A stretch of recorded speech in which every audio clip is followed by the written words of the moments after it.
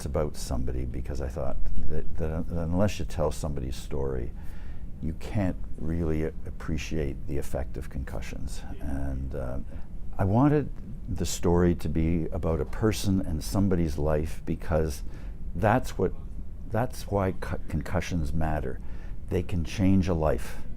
And so I wanted, the reader to see that full life of Steve's, right from his beginnings when he was born in Richmond, BC, through his childhood in Mississauga, Ontario, and through the time that he died when he was 35 years old.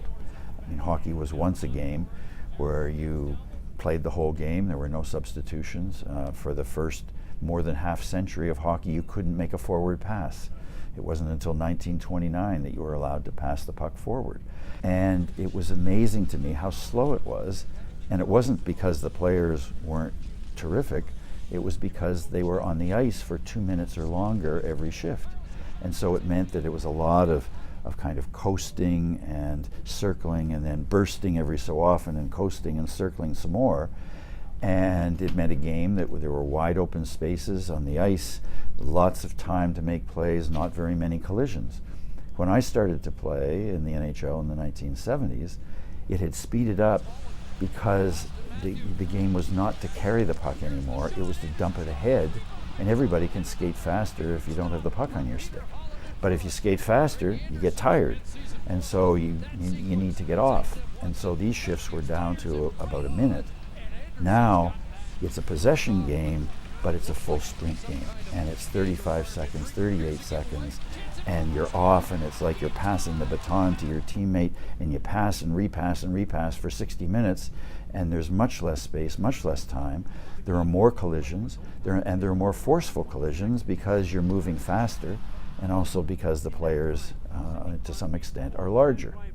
And that's where the risk comes in, and the changes have come in. It's the full body hitting the head, and that's why we have these concussions. I mean, I think, one, it's a very answerable problem, and two, the decision maker, and the real central decision maker in hockey, is Gary Bettman.